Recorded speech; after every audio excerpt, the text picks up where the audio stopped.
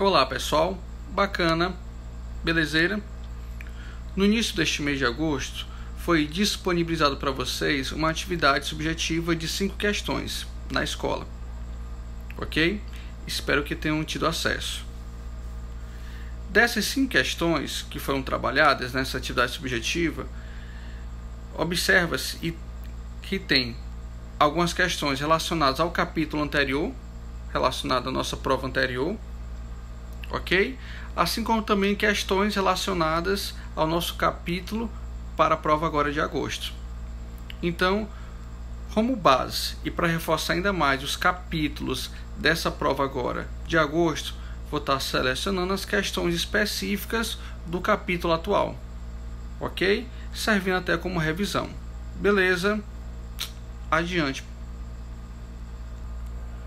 Vamos iniciar pela segunda questão, que diz o seguinte: em uma solução aquosa de 0,100 mol por litro de ácido acético a 25 graus Celsius, o ácido está dissociado a 3,7% após o equilíbrio ter sido atingido. Qual o valor correto da constante de dissociação desse ácido nessa temperatura? Diante desta questão, vamos extrair os dados que o enunciado aborda aí, justamente para a gente observar qual a melhor expressão que a gente vai utilizar aí para calcular a constante de dissociação. Observa que ele fala o seguinte: uma solução aquosa de 0,100 mol por litro de ácido acético. Então aí, lembra, mol por litro é concentração molar, molaridade. Então a molaridade aí do ácido acético é 0,100 mol por litro, ou 0,1 mol por litro, 0,1 mol por litro. Observa que o ácido está a 3,7% dissociado. Então, essa situação aí refere-se ao grau de dissociação, tá? Que é representado pelo alfa, então é 3,7%. Qual o valor da constante de dissociação? Se nós estamos trabalhando com ácido, então a constante de dissociação é o Ka. Então ele quer saber esse cara bem aí. O enunciado me deu a molaridade, me deu o grau de dissociação e pede o Ka. Então, pessoal, paramos para pensar. Qual é a expressão que envolve a constante, o grau de dissociação e a molaridade? Podemos lembrar da lei da diluição de Ostwald, onde o Ka vai ser igual a o grau de ionização ou dissociação ao quadrado, alfa ao quadrado, vezes a molaridade. Eis aí a expressão necessária para se calcular essa questão aí, o Ka, ok? Antes de dar continuidade à resolução dessa questão, é bom se atentar para o valor do alfa. O valor aí do alfa é 3,7%. Nós não vamos trabalhar ele em porcentagem, tá? Se na forma decimal. Então, alfa equivale o quê? Esse 3,7% nada mais é que 3,7 dividido por 100, que equivale a 0,037. Então esse valor aqui que a gente vai utilizar quando for substituir o alfa na fórmula, ok? 0,037. A gente vai utilizar o valor do alfa na forma decimal e não na fórmula percentual, beleza? Atentar bem para esse detalhe aí. Então vamos lá. Vamos calcular então a constante de dissociação ácida, o Ka. O Ka será nada mais, nada menos que, bora lá, o Ka igual, o alfa nós já vimos que vai ser 0,037 elevado a 2, vezes a molaridade. A concentração lá do ácido acético é 0,100 ou 0,1, beleza? Resolvendo toda essa expressão, nós vamos obter o Ka igual a 0,0001369. Mas isso aí vai dar muita dor de cabeça em relação a trabalhar com esses números aí. Então, Vamos tentar botar em notação científica. Então vai ficar o quê? 1, 2, 3, 4. Bora parar bem aqui. 1,36 vezes 10 elevado a menos 4. Então tá aí. Eis o valor do Ka. Em notação científica, justamente para facilitar a nossa vida. Beleza? A terceira questão diz o seguinte: uma solução aquosa de hipoclorito de sódio foi preparada para ser utilizada na limpeza de pisos e azulejos de banheiros e corredores de um hospital.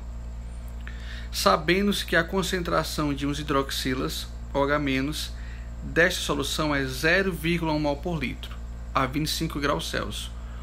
Qual o valor do pH nesta temperatura? Então, vamos lá. O que é que o enunciado nos fornece aí de informações? Ele fala que a concentração de íons hidroxila, OH-, é 0,1. 0,1. Ok? Beleza? Ele dá a concentração de íons hidroxila, OH-, que é 0,1, e pede o pH. Mas lembrem-se que para calcular o pH, eu vou precisar da concentração de H+. E o enunciado me deu foi a concentração de OH-. O que dá para me calcular com essa concentração aqui de OH- é justamente quem? O POH. Ora, se dá para me calcular o POH, depois que eu tiver o POH, dá para depois saber o pH. Lembrem-se que a soma dos dois vai dar sempre 14. Então, se eu souber quem é esse cara aqui, o POH, que eu posso calcular a partir dessa concentração aqui de OH-, né? Se eu sei e posso calcular o POH, facilmente depois eu vou saber quem é o pH. Ok? Esse é o raciocínio do enunciado e da questão. Então, vamos lá.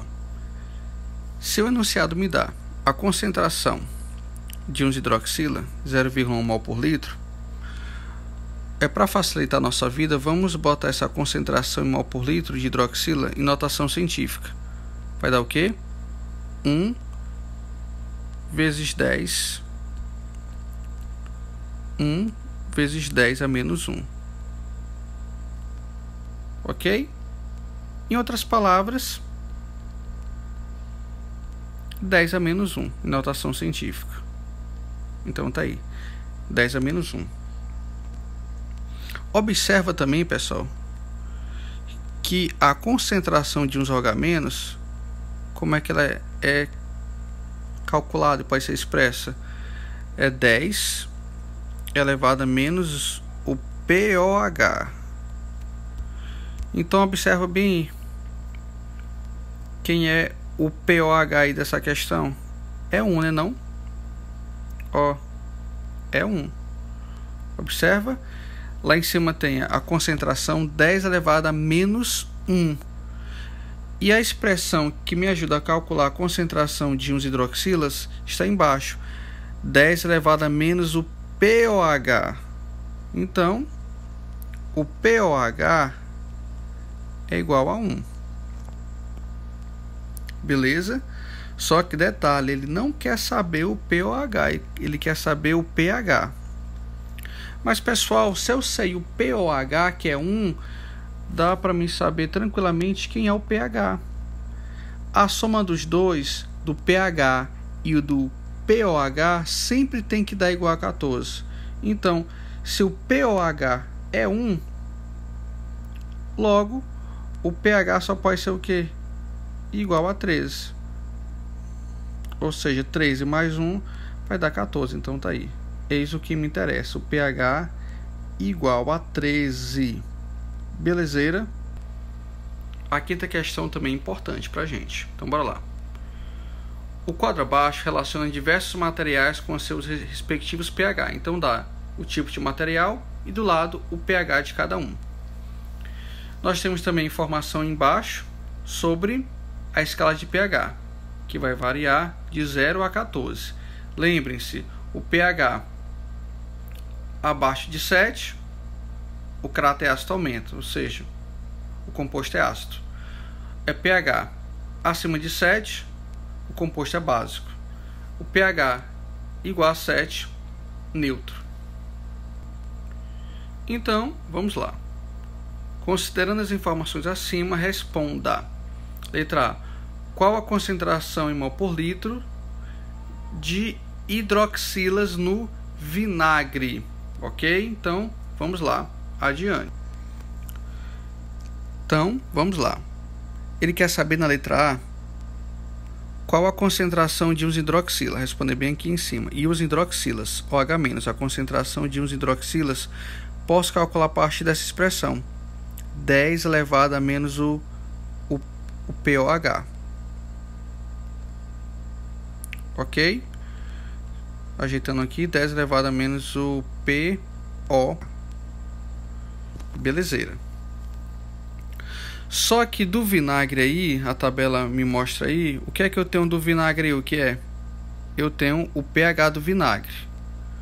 O pH é 3.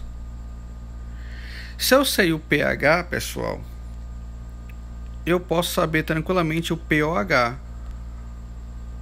Justamente porque a soma deles tem que dar igual a 14. Então, se o pH é igual a 3, o POH vai ser quanto? 11. Olha, eu achei o POH, ó, que é 11. Então, só substituir aqui em cima, ó. Não é isso? Então, a concentração de íons OH- vai ficar 10 elevado a menos o POH, que é quanto? Encontramos 11. 10 elevado a menos o POH, que é 11. Então, atentai bem, tá? Saibam de todas essas expressões aí. Beleza? Na letra B, disse o seguinte: qual a concentração hidrogeniônica no suco de laranja? Concentração, ok, hidrogeniônica do suco de laranja. A concentração na química a gente apresenta por colchetes. Hidrogeniônica é o que? H+. A concentração hidrogeniônica H+. Quer saber a concentração hidrogeniônica, tá? Ou seja, H+ do suco de laranja, que a gente pode calcular pela expressão concentração de H+ vai ser 10 elevado a menos o pH do suco de laranja. Então, observamos na tabela que o pH do suco de laranja, ó, é 4. Se o pH do suco de laranja é 4, então só substituímos aqui 10 elevado a menos o pH, tá? pH de quem? Do suco de laranja, que lá na tabela é 4. Então, concentração de H+ é igual a 10 elevado a menos o pH, no caso do suco de laranja, que na tabela já foi dito lá, ó, que é 4. Então, menos 4 mols por litro. Beleza? Na letra C, diz o seguinte: qual o material mais básico? Justifique. Certo. Lembrem-se, pessoal, que quando o pH, analisando-se a escala de pH, quando o pH é acima de 7, o cráter básico. Ok? Então a gente vai ter que analisar lá na tabela quais são os pH acima de 7. Em outras palavras, quanto maior o pH, mais básico vai ser a substância. Então tá aí, já justificando. Letra C, qual o material mais básico? Vai ser aquele que vai ter o maior pH. Por quê? Justificando, né? Ó, qual o material mais básico? Justifique. O material mais básico vai ser aquele que tiver o maior pH. Quanto maior o pH, maior a basicidade. Observando aqui, nessa tabela, observa que qual desses caras aí vai ter o maior pH. Bora lá.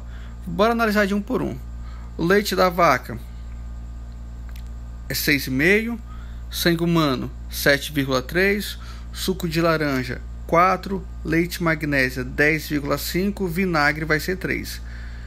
Dentre esses caras aí, aquele que tiver o maior pH vai ser o mais básico. Dentre esses aí, o que tem o maior pH é justamente o leite de magnésia, com pH igual a 10,5. Com isso, respondendo a letra C, qual é o pH mais básico? Leite de magnésia de 10,5.